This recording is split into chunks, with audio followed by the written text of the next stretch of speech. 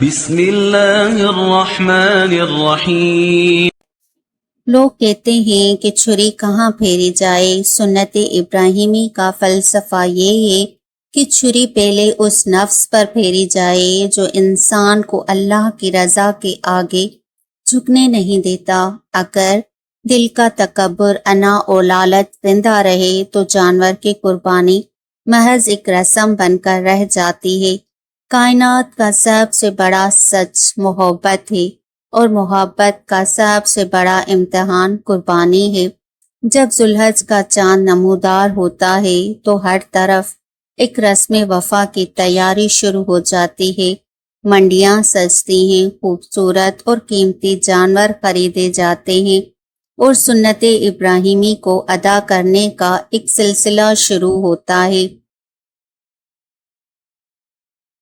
ہم ہر سال لاکھوں کروڑوں کا مال اللہ کی راہ میں خرچ کرتے ہیں، بہترین سے بہترین جانور لاتے ہیں، ان کا گوشت عزیز و اقارب میں بانٹتے ہیں۔ حضرت ابراہیم علیہ السلام اور حضرت اسماعیل علیہ السلام کا قصہ کوئی عام داستان نہیں ہے، یہ عشق اور اطاعت کی وہ تہذیب ہے جہاں باپ اور بیٹا دونوں اللہ کی ایک آواز پر اپنی سب سے قیمتی چیز کو قربان کرنے کے لیے کھڑے ہو گئے۔ یہ قصہ ہمیں سکھاتا ہے کہ قربانی دراصل جانور کی نہیں بلکہ اس نفس کی ہوتی ہے جو انسان کو خدا کا سچا بندہ بننے سے روکتا ہے۔ قرآن کریم کی روشنی میں قربانی کی حقیقت کیا ہے؟ اللہ تبارک و تعالیٰ نے قرآن مجید میں اس حقیقت کو اتنی واضح اور خوبصورت الفاظ میں بیان فرمایا ہے کہ اس کے بعد کسی شک و شبے کی گنجائش ہی نہیں رہتی۔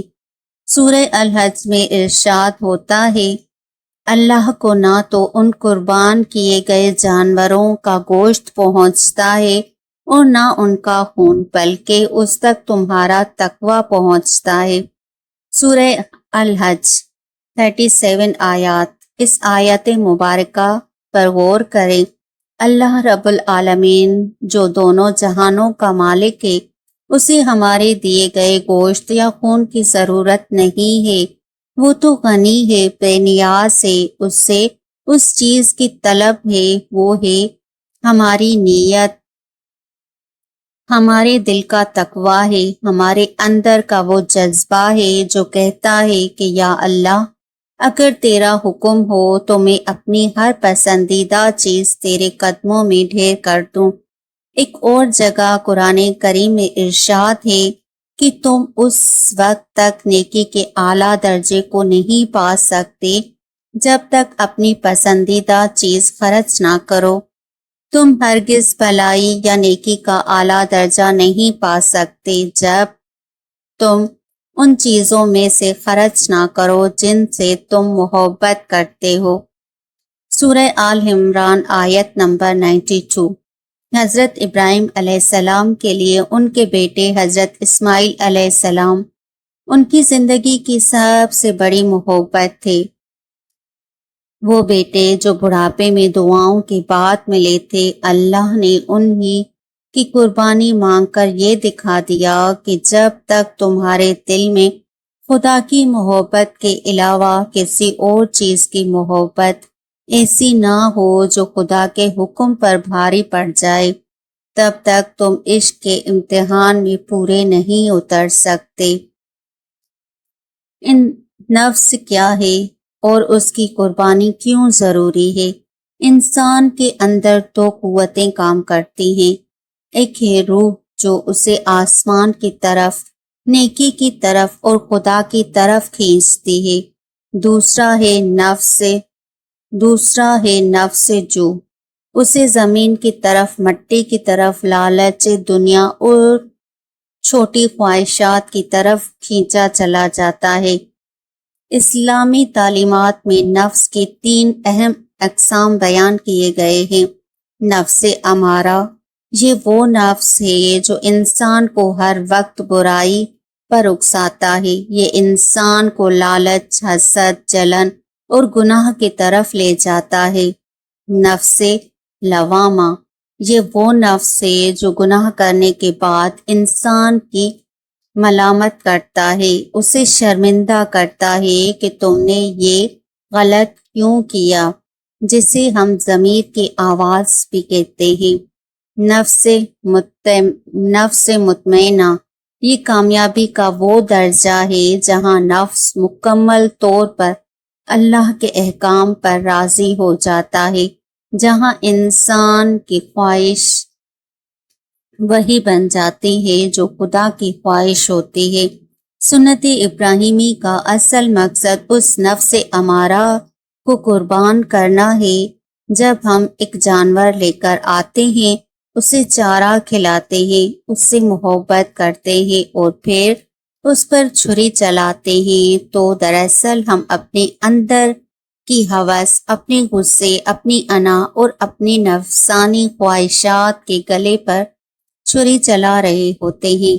اگر ایک شخص لاکھوں کا جانور قربان کر رہا ہے لیکن اس کے دل میں اپنے بھائی کے لیے کینہ اور بغض موجود ہے، اگر وہ دنیا کو دکھانے کے لیے مہنگے سے مہنگا جانور خرید رہا ہے تاکہ معاشرے میں اس کا نام ہو، تو اس نے جانور تو قربان کیا لیکن اپنے نفس امارہ، دکھاوے اور تکبر کو زندہ رکھا۔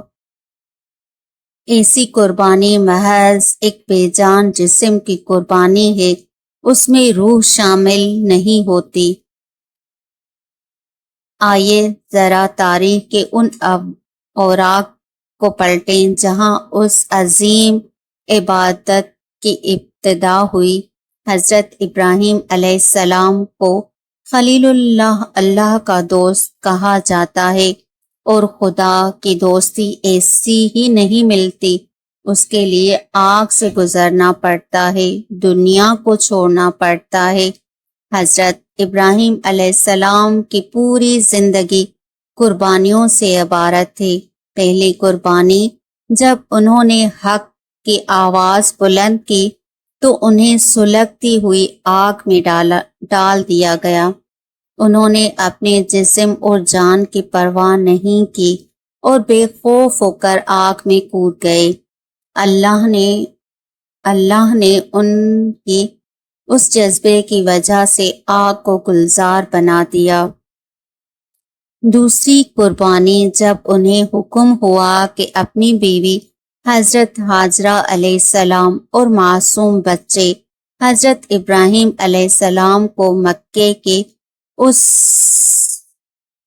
کے اس بے گیا، بنا پانی اور سبزے کے جنگل میں چھوڑ آئیں جہاں دور تک کوئی انسان نہ تھا، ایک باپ اور شوہر کے دل پر کیا گزری ہوگی۔ لیکن جب حضرت ہاجرہ علیہ السلام نے پوچھا کہ کیا یہ اللہ کا حکم ہے اور حضرت ابراہیم علیہ السلام نے فرمایا ہاں، تو دونوں نے نفس کی خواہش پر خدا کے حکم کو ترجیح دی۔ تیسری اور سب سے بڑی قربانی، جب حضرت اسماعیل علیہ السلام تھوڑے بڑے ہوئے، باپ کا سہارا بننے کے قابل ہوئے، تو خواب میں حکم ملا کہ انہیں اپنے ہاتھوں سے ذبح کریں۔ یہاں پر آ کر انسانی عقل حیران ہو جاتی ہے۔ عقل کہتی ہے یہ کیسے ممکن ہے؟ ایک باپ اپنے ہی ہاتھوں سے اپنے جگر گوشے کو کیسے ذبح کر سکتا ہے؟ لیکن عشق الہی عقل کے پیمانوں میں نہیں سماتا۔ حضرت ابراہیم علیہ السلام نے اپنے بیٹے سے مشورہ کیا۔ قرآن اس منظر کو یوں بیان کرتا ہے، ابراہیم علیہ السلام نے کہا، اے میرے پیارے بیٹے، میں نے خواب میں دیکھا ہے کہ میں تجھے ذبح کر رہا ہوں، اب تم بتاؤ تمہاری کیا رائے ہے؟ اب بیٹے کا جواب سنیے، جو خود سنت ابراہیمی کا عظیم حصہ ہیں۔ بیٹے نے کہا، اے میرے ابا جان، آپ کو جو حکم دیا جا رہا ہے آپ وہی کر گزریے، اللہ نے چاہا تو آپ مجھے صبر کرنے والوں میں پائیں گے۔ یہی نفس کی اصل قربانی۔ نہ باپ کے دل میں کوئی شکوہ آیا، نہ بیٹے کے دل میں کوئی خوف، دونوں نے خدا کی رضا کے آگے سر جھکا دیا۔ اور جب حضرت ابراہیم علیہ السلام نے اپنے بیٹے کے پیشانی کے بل لٹایا اور چھری چلانے لگے تو اللہ کو ان کی یہ ادا اتنی پسند آئی کہ جنت سے ایک دمبا بھیج دیا گیا اور حضرت ابراہیم علیہ السلام کی جگہ اس کی قربانی ہو گئی۔ اللہ نے فرمایا اور ہم نے اسے آواز دی کہ اے ابراہیم، بے شک تو نے خواب سچا کر دکھایا، ہم محسنوں نیکی کرنے والوں کو ایسی ہی جزا دیتے ہیں۔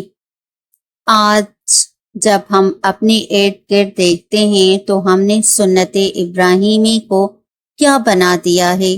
ریاکاری اور دکھاوا۔ ہم جانور خریدتے ہیں تو سب سے پہلے اس کی قیمت کا چرچا کرتے ہیں۔ میں نے 2 لاکھ کا لیا، اس نے 4 لاکھ کا لیا۔ ہم سوشل میڈیا پر اس کی تصویریں اور ویڈیوز اپلوڈ کرتے ہیں تاکہ لوگ ہماری امارت کی تعریف کریں۔ یہ ریاکاری ہماری قربانی کے روح کو کھا جاتی ہے۔ غریبوں کے حق سے غفلت۔ قربانی کے گوشت کے 3 حصے کرنے کا حکم ہے، ایک اپنے لیے، ایک رشتہ داروں کے لیے اور ایک غریبوں مسکینوں کے لیے۔ لیکن اکثر دیکھنے میں آتا ہے کہ بہترین اور عمدہ گوشت فریج میں مہینوں کے لیے محفوظ کر لیا جاتا ہے اور غریبوں کے حصے میں صرف ہڈیاں اور چربی آتی ہے۔ ہم بھول جاتے ہیں کہ قربانی معاشرتی ہمدردی کا درس دیتی ہے۔ ہم جانور تو ذبح کر دیتے ہیں لیکن اپنے اندر کے حسد، نفرت، جھوٹ اور حرام کمانے کی عادت کو ذبح نہیں کرتے۔ اگر ایک انسانی قربانی کے اگلے ہی دن جھوٹ بولتا ہے، کسی کا حق مارتا ہے یا کسی پر ظلم کرتا ہے تو اس نے اس جانور سے کیا سیکھا؟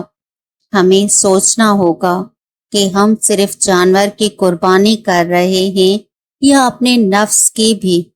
اگر ہمارا نفس ابھی بھی گناہوں پر مطمئن ہے تو ہمیں اپنی نیتوں کی اصلاح کی سخت ضرورت ہے۔ میرے پیارے بھائیوں اور بہنوں، قربانی صرف ایک سالانہ تہوار نہیں ہے، یہ ایک روحانی تجدید کا نام ہے۔